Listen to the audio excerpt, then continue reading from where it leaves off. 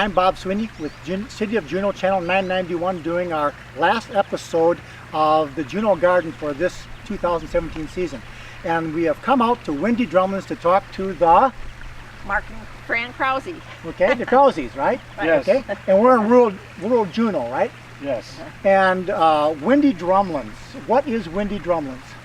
Well, it's I guess the culmination of a lot of work from, I guess, a vision that Fran and I had decades ago that eventually we wanted to move back to Wisconsin, having spent most of our career in other parts of the world.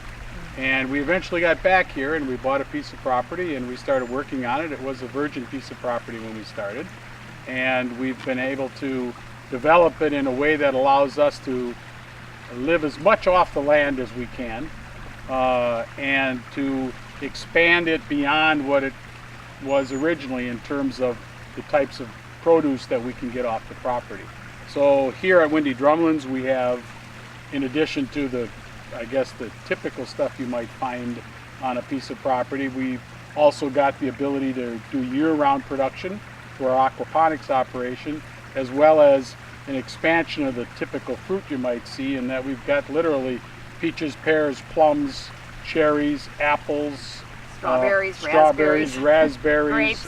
Yes, all sorts of product that we harvest, and then we either eat it fresh if we can, because fresh is best, or we'll can it or freeze it or do something along those lines in order to allow us to consume as much of the food as we can from the property.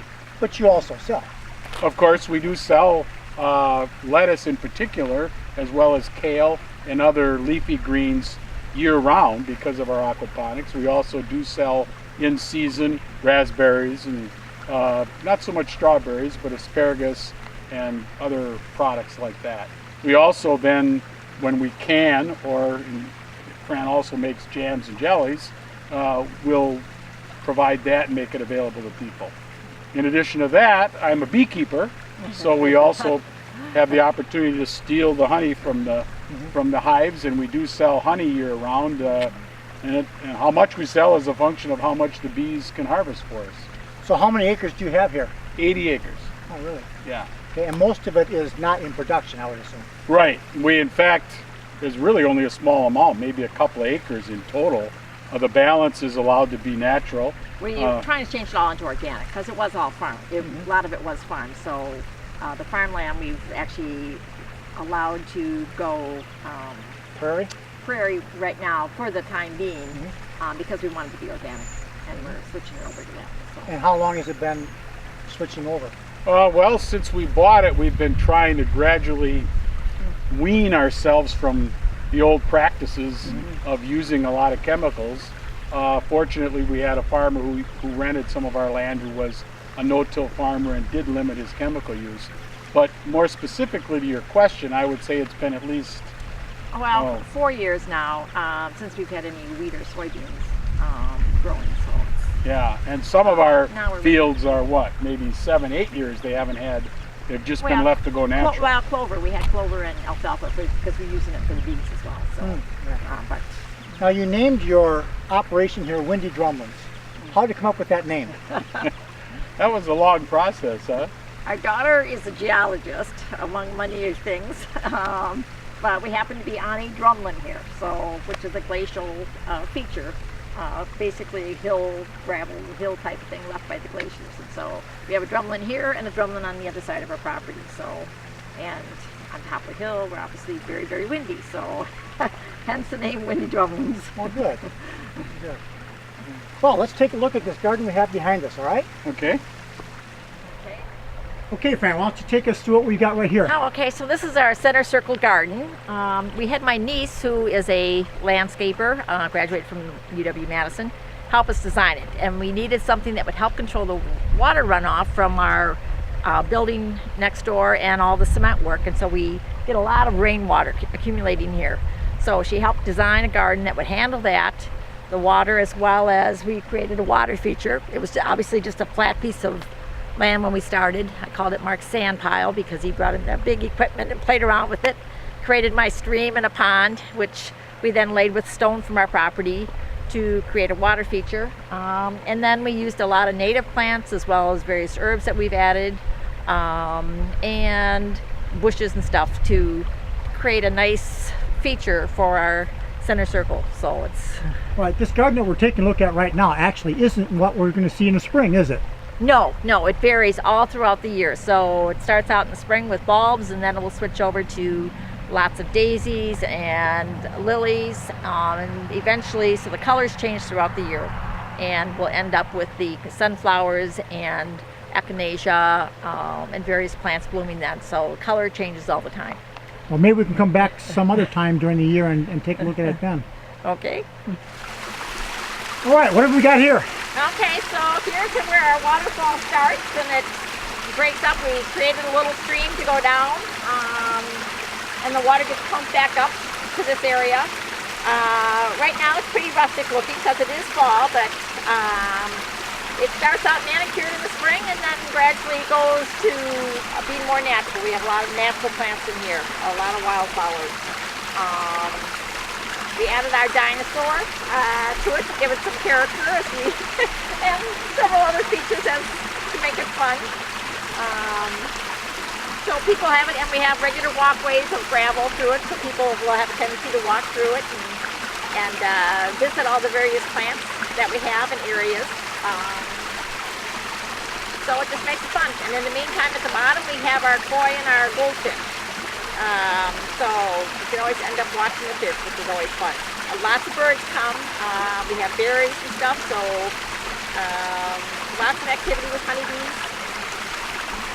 And we keep the milkweed for monarchs, so lots of activity always going on in it.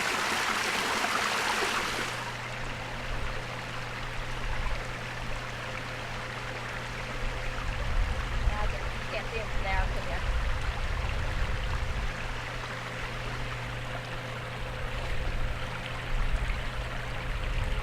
Yeah, I was surprised. There's got to be quite a few little ones in there that made it.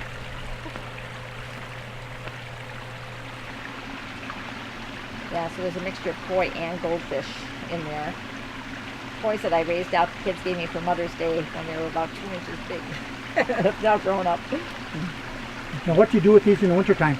We do put them into our aquaponics system, so we'll change over a tank for them. And they'll become part of active in our system. So. And with the waterfall and the rest of the way the water falls into this pond, it stays well aerated. Right, because we have it flowing over the stones, and so we don't have to add aeration at all to it. I do have a filter. So. All right, so this is your greenhouse. When did you build this? We built this in 2014, so we're just coming up on 3 years of occupation. Okay. And what's the size?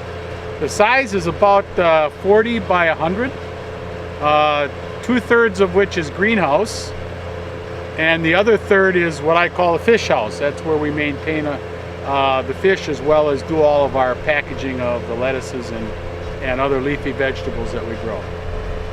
Well, let's go take a look inside. All right, sounds good to me. Let's do it. Okay, we just entered the greenhouse. What part of the greenhouse is this? This, as you enter the greenhouse, you come into our small little store, I suppose I would say, that where we make available the products that we produce here at Windy Drumlins, which incidentally, I didn't mention it earlier, but we've added an item this year, and that's maple syrup.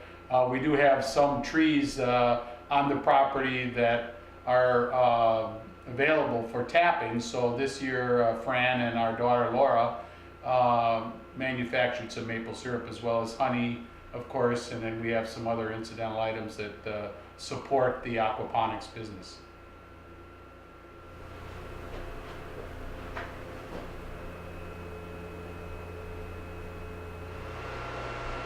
Where are we now? Now we're in the prep as well as processing room, if you will, where we not only do all of the planting, the beginning of the process, we also ironically do the end of the process here in terms of of packaging and making the lettuce available for those customers that are interested in purchasing our items. You market to grocery stores? Yeah, our marketing is not only direct to the consumer through our store that you saw a moment ago, as well as through farmers markets. We also sell product to grocery stores who then resell it, as well as restaurants that use our product in order to provide a little bit higher nutrient value lettuce for their consumers. And how wide of a range geographically do you sell your products? As far as our furthest customer would be Pewaukee, Wisconsin. We have a fairly significant account down there. And they're called Good Harvest Market. And then we also have clients in Watertown, of course Horicon, and Mayville. Okay, so here we have our germination rack where we initially put the seeds just after planting. These were planted a couple of days ago. You can already see that we have full germination, and there's little plants that are growing out of the medium that we grow in.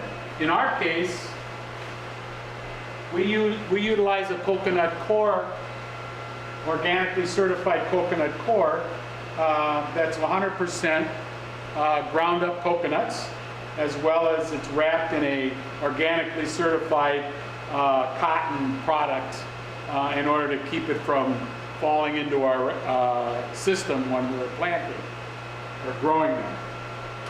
It spends about a week to 10 days on our germination racks, and then it's moved out into our greenhouse on a germination table where it's automatically watered on a regular basis.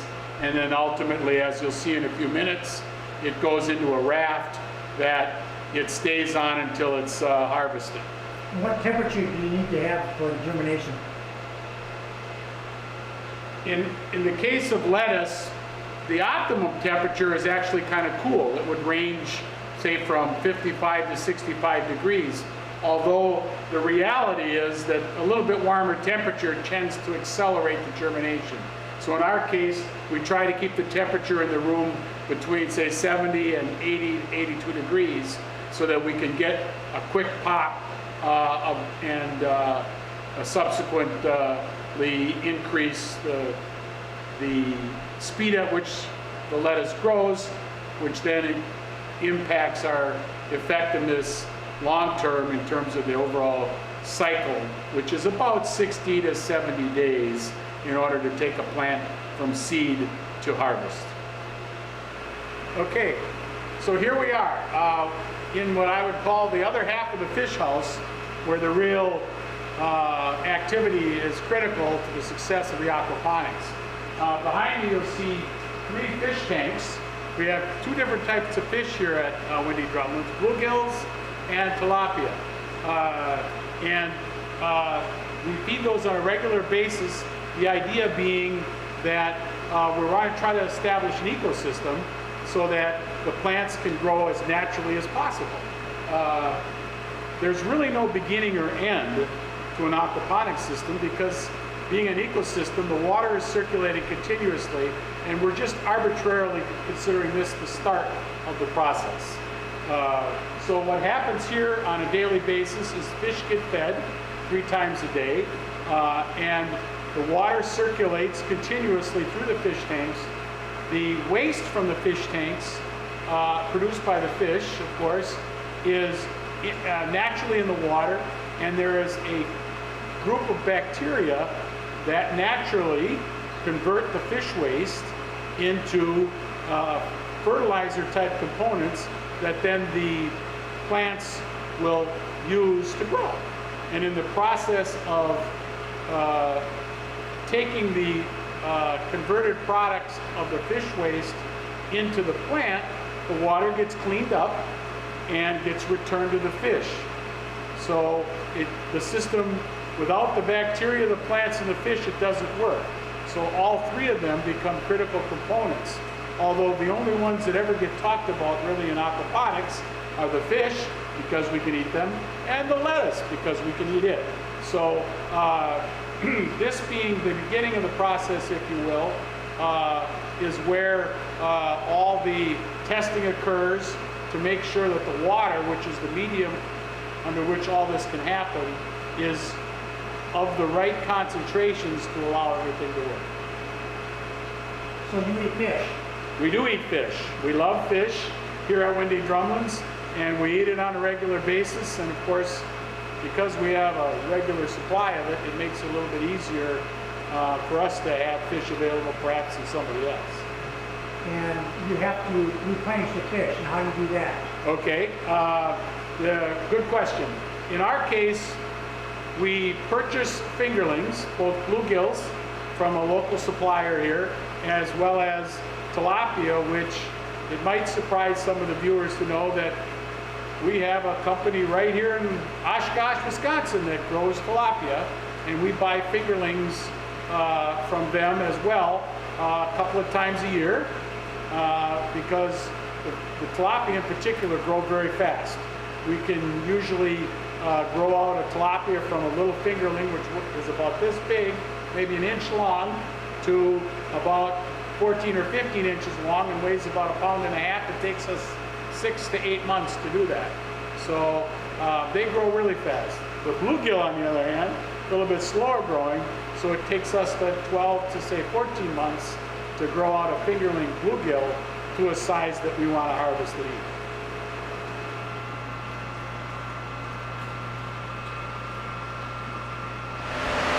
Okay, so now we're out here in the greenhouse. Now, before I get started with a little bit of explanation about what's going on in the greenhouse and how it works, I thought it would be worthwhile mentioning that this is a bit of a unique greenhouse to the extent that it's what's called a Chinese style greenhouse.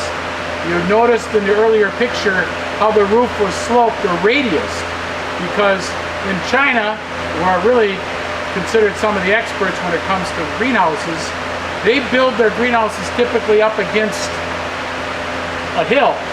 So the fish house that you saw a minute ago would almost be underground, and they would expose it to the south so that they can get all that sun in order to grow the plants more effectively. So we've taken that concept and oriented this greenhouse so that it faces south in order to optimize the capturing of the sun throughout the entire year, because we do grow our greens in the winter as well as in the summer. So it might interest you to know that oftentimes greenhouses are oriented north-south because some people think they get a better capture of the sun oriented that way, and actually it's not the case. Okay, so in the greenhouse, I mentioned earlier when we were looking at the germination rack that eventually after 7 to 10 days, the plants after germination will be brought out and put on our germination table, which is this area up here that automatically gets watered during the day, and the plants reside up here for another week to 10 days before they're put down into the rafts for their final journey. So as you can see up here, the plants are continuing to grow. They're much larger than they were on the germination racks, and they will continue to grow naturally with the advantage of sun versus artificial light, which is what we had on the germination racks. As you will notice, as you see other video of the greenhouse, there will be lights suspended from the ceiling in order to provide additional light in the winter, because there is inadequate light certain times of the year in Wisconsin simply due to the fact that we have a lot of cloudy days. Okay, so here's the germination table. It ultimately flows down onto the rafts, which are nothing more than food grade polystyrene with holes in them that happen to be the size that the pucks that we plant in, so they fit in there nicely. Here in the greenhouse, we produce, or I should say plant, anywhere from 12 to 20 different varieties, depending upon the time of year and customer interest, as well as in order to achieve the best possible nutrient density for our customers. So what exactly does that mean? Well, nutrient density has to do with the profile of vitamins and minerals that we find in greens. And it turns out that there are slight differences, particularly between red lettuces and green lettuces. So you will notice in the video today that we have red lettuces and green lettuces mixed throughout the greenhouse, because when we harvest, we attempt always to provide a bouquet of lettuce that has both a green lettuce and a red lettuce together, so that you get the best possible mix of nutrients that these lettuces can provide naturally. Okay, so we've now repositioned so we could show you the journey, if you will, that the lettuce makes. A minute ago, you saw how small the lettuce was. It was just starting its journey. Perhaps you can see now that as we're going, you look away to the other end of the growing bed, which is this, you'll see the lettuces are getting larger and larger and denser, more leaves and bigger plants. The idea here is that we introduce the 2 to 4 week old plants on this end where I'm standing, and by the time it gets to the other end a few weeks later, it's large enough to harvest. So we're going to, we wanted to show you, give you an idea, if you will, of what the typical life cycle, if you will, of our greens are. And so we're going to reposition here in a moment so you can see where we harvest. Okay, so now we're down here on the harvesting end of the greenhouse, where you can see the lettuces are much larger and they're ready to for us to harvest.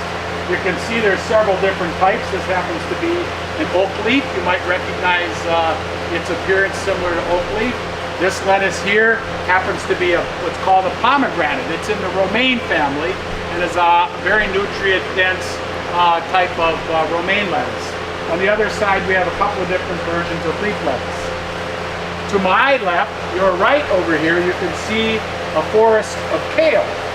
Now this we maintain in the greenhouse much longer because we cut the kale on a daily basis to provide fresh kale to our customers.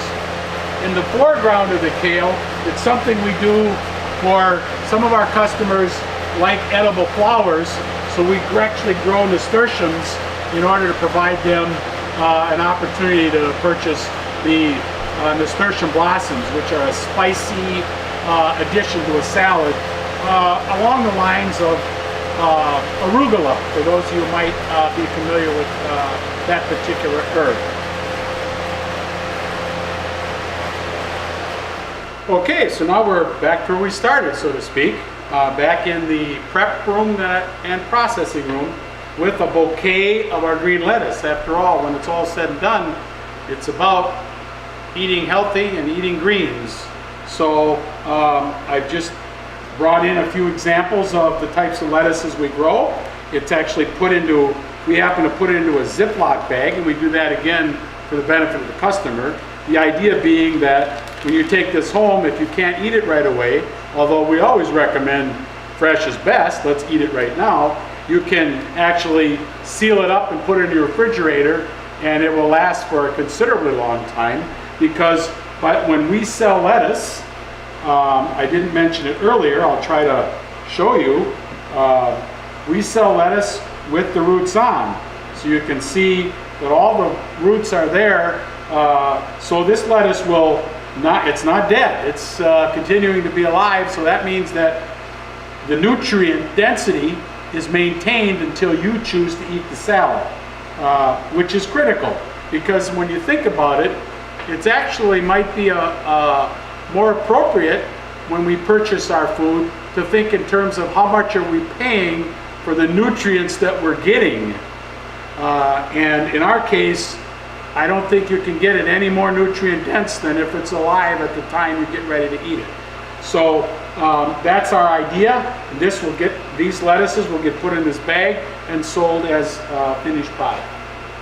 So that kind of gives you an idea of what happens at Windy Drumlins. Not only a little bit on the fun personal level, but as well as on a business level in our aquaponics operation, how we go from seed to table, so to speak. Incidentally, while it wasn't mentioned, perhaps it's worthy of mentioning, we are an organically certified operation, so we use only non-GMO seeds, as well as we use practices that are consistent with sustainability and health. Well, thank you very much.